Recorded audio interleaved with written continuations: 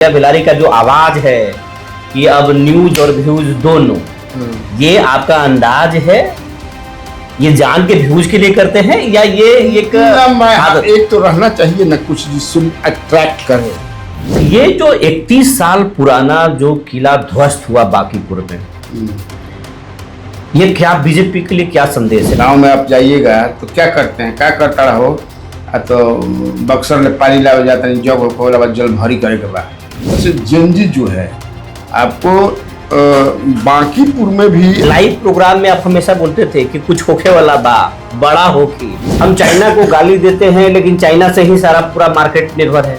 China बने में तारा 100 साल लगे। एक वक्त था जब नीतीश कुमार हर रोज मिलते थे, वो आपसे सुझाव लेते थे। उस समय के दौर और आज के दौर में अंतर है।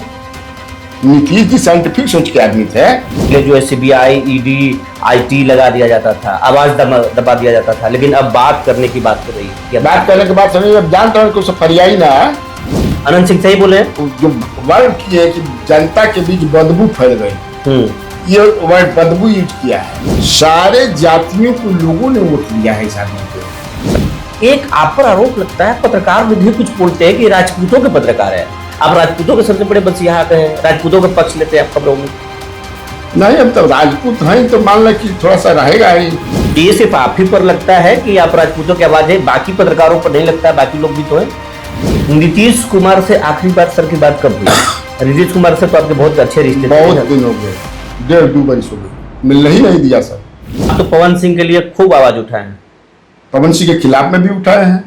बीजेपी के 31 साल पुराना किला प्रशांत किशोर ने ध्वस्त कर दिया, तो क्या बीजेपी की जमीन खिसक रहा है बिहार में? कोई बड़ा संदेश है बीजेपी के लिए, या फिर एक आक्रोश है, या कोई नई सियासत बिहार में करवट ले रहा है? ये हम समझने की कोशिश करेंगे। बिहार के जाने माने पत्रकार और पत्रकारिता जगत के कहें एक तरह से पितामह हैं, हमारे साथ हैं बिहार के जाने माने पत्रकार कन्हैया भिलारी जी, और ये अपने अंदाज के लिए, नाम के लिए ही जाने जाते हैं। पूरे देश भर में बड़े बड़े चैनल में सर का जो है कमेंट्स दिया जाता है, सर जुड़ते हैं। सर बहुत बहुत स्वागत हो सूर्य बिहार पे, और आपका आशीर्वाद सानिध्य मिलना चाहिए। बिल्कुल है, आशीर्वाद है। ये जो 31 साल पुराना जो किला ध्वस्त हुआ बांकीपुर में, ये क्या बीजेपी के लिए क्या संदेश है? बिहार देश की सियासत के लिए क्या संदेश है सर? क्योंकि आप बिहार को भली भांति समझे हैं। अगर सर के अगर 1-2 बाल सफ़ेद भी हुए हैं तो उम्र से नहीं, अनुभव से हुआ है। आपने कई लोगों को उठते हुए, कई लोगों को ज़मींदोज होते हुए देखा है सियासत में, तो ये क्या है? 1-2 बाल सफ़ेद नहीं हुआ है, पूरा बाल सफ़ेद है, डेंटिंग पेंटिंग है। और देखो ऐसा है कि नाराज़गी लोगों के बीच इतना हो गया है ना बीजेपी को लेकर के कि पराकाष्ठा पर पहुंच गया है। उनको लगता है कि बीजेपी हमारे लिए, अब बीजेपी हमको टेकन फॉर ग्रांटेड ले ली है कि हम कुछ भी कहते रहेंगे, करते रहेंगे। क्योंकि बीजेपी का ज़्यादातर अभी क्या है लोगों के बीच में, गांव में आप जाइएगा तो क्या करते हैं, क्या करता रहो तो बक्सर में पानी लाया जाता है, जग होके वाला जल भरी करे के बाद, मतलब पूजा धर्म कर्म, हाँ माने जग होके वाला बा। ये पढ़ाई लिखाई की बात ही समाप्त हो गई है। और आप औरंगाबाद के यहाँ देखते होंगे स्कूल में जाइए, कॉलेज में, कि प्रैक्टिकल अब होता भी नहीं है। हम लोग के समय में प्रैक्टिकल होता था कि कैसे CO2 है, O2 है, कैसे क्या बनता है। मैं एक प्रयोगशाला रहता है, उसमें लिटमस टेस्ट क्या क्या करते थे। अब कहीं कुछ नहीं होता है, पढ़ाई ध्वस्त हो गया, कंप्लीट ध्वस्त हो गया है। अब पूरा राम रहीम, हिंदू मुस्लिम, मंदिर मस्जिद, इससे लोग फीडअप हो गए हैं। और ख़ास तरह से जेनजी जो है, आपको बांकीपुर में भी आप समझिए कि लगभग 53,000 के आसपास जेनजी हैं। और they participated this time actively, positively, ये जान लीजिए। अभी हम लोगों की जो बातचीत हो रही है जी, बीजेपी के ही जो नेता हैं, बड़े बड़े नेता हैं, अच्छे अच्छे नेता हैं, तो उनका कहना है कि दे आर नॉट शॉक्ड और सरप्राइज्ड। हम लोग जानते थे कि होने जा रहा है, ये होने जा रहा है। हाँ, लेकिन हम लोग को कह भी नहीं सकते थे इसलिए कि कोई सुनने वाला नहीं है। जो संवाद between leaders of the BJP, आप तो अपनी खबरों में सर चुनाव से पहले ही लाइव प्रोग्राम में आप हमेशा बोलते थे कि कुछ होके वाला बड़ा होगी, पहले आभास हो गया था। मैं तो बोलता था कि अगर कोई दैवीय शक्ति नहीं इन्वॉल्व हुई तो बीजेपी को यहाँ हारने से कोई नहीं बता सकता है, क्योंकि हमारे हम लोग हिंदू हैं ना जी, या मुसलमान, जो भी दैवी शक्ति को मानते हैं कि कुछ दैवी शक्ति से ईश्वरीय शक्ति जो है वही जो राम रचि रखा।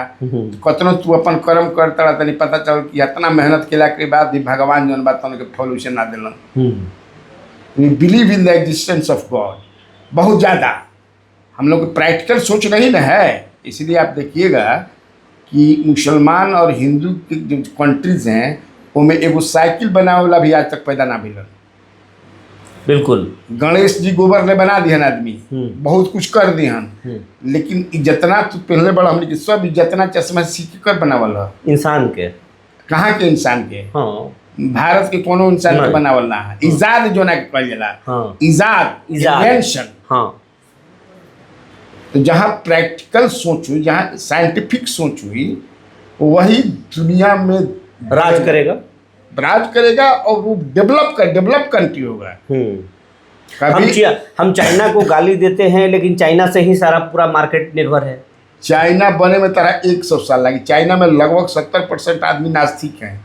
वहाँ आलतू फालतू करे क्या होता होगा में जीवन आज मर्द चलिए तरी शाम में हर कीर्तन बया हर कीर्तन। हाँ, ये पढ़ाई हुई, लेकिन के कहीं देखते हैं किसी जहाँ आप साउथ में चलेंगे, केरल उरल में जो भी डेवलप्ड राज्य है, डेवलप्ड कंट्री है। एक चीज सर आपसे जानना चाहते हैं कि आप लालू के समय को भी देखे हैं, आप नीतीश के बेहद करीबी माने जाते हैं, बिहार के लोग जानते हैं, देश के लोग जानते हैं। कन्हैया बेलारी जो है नीतीश के काफ़ी खास थे। एक वक्त था जब नीतीश कुमार हर रोज मिलते थे, वो आपसे सुझाव लेते थे। उस समय के दौर और आज के दौर में अंतर है।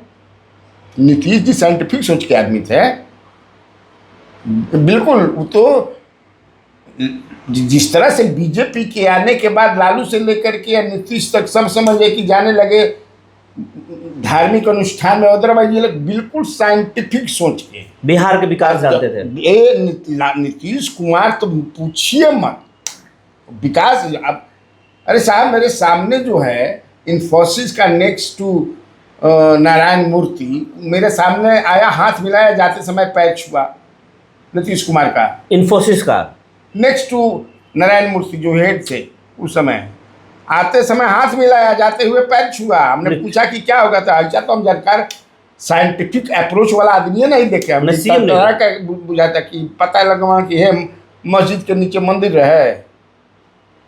अभी क्या हो रहा है, व्हाट इज हैपनिंग, तब न देख रहे हैं कि आज हालत खराब हुआ। भागवत जी जैसा आदमी कह रहा है कि हम संवाद करेंगे, 6 अगस्त से शुरू हो रहा है कि जैन जी की तरफ से साथ संवाद होगा। आ गया, क्या मांग रहे हैं, रोजगार चाहिए हमको। पहले I want to enjoy the life. अच्छा, पहले बीजेपी के ये जो विरोधी के नेता हैं वो बोल रहे थे कि पहले जो है CBI, ED, IT लगा दिया जाता था, आवाज़ दबा दिया जाता था, लेकिन अब बात करने की बात हो रही है कि बात करने की बात समझिए। अब जानते हैं कुछ फरियाई ना तैयार हो गए लोग, ले चला ED कीजिए। वही नहीं, अब जो पार्टियां हैं उसमें वो भी देखिएगा ऐसा ही, मतलब अपने कब्जे में लोगों ने ले लिया है। अब जैसे रामविलास पासवान एक बहुत बड़े नेता थे, वो हमारे मित्र भी थे, कितना हमसे मुझसे 8-10 साल बड़े थे, लेकिन मेरे को मित्र थे। वो भी एकदम साइंटिफिक सोच के थे। बीजेपी के संपर्क, उनका पार्लियामेंट के भाषण सुनिएगा क्या कहते, रामविलास जी के, अरे बिल्कुल आवाज उठाते थे, हिंदू पर बोलते थे, शंकराचार्यों पर बोलते थे, बहुत सारा। लेकिन बीजेपी जब आया, जब भाई राजनीति करना है, सत्ता के लिए राजनीति करता है, सियासी राजनीति होता है, तो वो आ गए। अब उनके जो पुत्र हैं वो सुनते हैं कि 4 घंटा खाली पूजे करते हैं बीजेपी के सोच के। अच्छा एक सवाल आज सर, आज एक सवाल कि आज अनंत सिंह जो है वो बोल दिए हैं कि जनता, नीतीश कुमार को जनता में मैसेज चला गया कि जबरन हटा दिया बीजेपी, इसी के चलते हार गई। इस बयान का बहुत चर्चा है। बिल्कुल अनंत सिंह सही बोले हैं। जो वर्ड किए हैं कि जनता के बीच बदबू फैल गई, ये वर्ड बदबू यूज किया है। बदबू मतलब कि जनता के बीच तो मैसेज चला गया है ना। खासतौर से आज भी नीतीश कुमार के पास 15-16% वोट है, तो मैसेज गया ना कि इनको हटा दिया गया। हालांकि मुझे नहीं मानता उनको हटाया नहीं गया, वो हटाने लायक हो ही गए थे, क्योंकि उनका दिमाग से एकदम जितना चाहे फिट नहीं खत्म, ये सही है। लेकिन मैसेज तो चला गया, लोग कैसे मानेंगे? ये भी एक कारण है। इसलिए यहाँ अच्छा, इस बार सबसे बड़ी बात यह है कि सही से विश्लेषण बीजेपी मैंने घर के भीतर करी, सारे जातियों को लोगों ने वोट दिया है इस आदमी को, सारे जातियों। हाँ, इसको ऐसे मान सकते कि भाजपा को हराने के लिए दिया है और एक नए विकल्प के लिए दिया। सर के पास समय की कमी है, 2-3 चीज़ खाली पूछेंगे, छोटा छोटा चीज़ पूछेंगे। आप बिहार के बड़े पत्रकार हैं, आप सभी समाज के लिए काम करते हैं, सभी के लिए आवाज़ उठाते हैं। एक आप पर आरोप लगता है, पत्रकार लोग ही कुछ बोलते हैं कि राजपूतों के पत्रकार है, आप राजपूतों के सबसे बड़े बदसिहा हैं, राजपूतों के पक्ष लेते हैं आप खबरों में। नहीं, अब तो राजपूत हैं तो मान लें कि थोड़ा सा रहेगा ही, caste is thicker than water, ये कहीं से जाएगा? मैंने शायद थोड़े जाएगा। अभी तो मान लें कि अभी जो फिलहाल चल रहा है, सोनू सिंह डेहरी और सुन तो राजपूत हैं, उनके खिलाफ आप मुखर आवाज से बोल रहे हो? खिलाफ नहीं, मुखर तरीके से बोल रहे हो उस मुद्दे पर आप? तथ्य है, मैं वही बोल रहा हूँ। और तथ्य फैक्ट जो है, जिसके खिलाफ जाए उससे हमको क्या लेना देना है? तो ये सिर्फ आप ही पर लगता है कि आप राजपूतों की आवाज़ है, बाकी पत्रकारों पर नहीं लगता है? बाकी लोग भी तो हैं। अब न लग गया, लगाने का तो किसी पर भी लगा दीजिएगा, लेकिन मैं जो है वो बोल। दूसरा ये कि नीतीश कुमार से आखिरी बार सर की बात कब हुई? नीतीश कुमार से तो आपके बहुत अच्छे रिश्ते थे। बहुत दिन हो गए, 1.5-2 बरस हो गए, मिलने ही नहीं दिया सर। मिलने ही नहीं दिया? नीतीश कुमार से वैसे लोगों को नहीं मिलने दिया जाता है। जो ये लोग क्या कह रहे हैं, नीतीश की मानसिक स्थिति ठीक नहीं है। अगर उनको पता चल जाए कि कन्हैया जी मिलना चाहते हैं तो मिल लेंगे? पता चले तब ना, बिल्कुल मिल लेंगे। कोई बताने वाला कौन है? हम तो 2 साल से प्रयास करते रहे, नहीं मिलने दिया सर।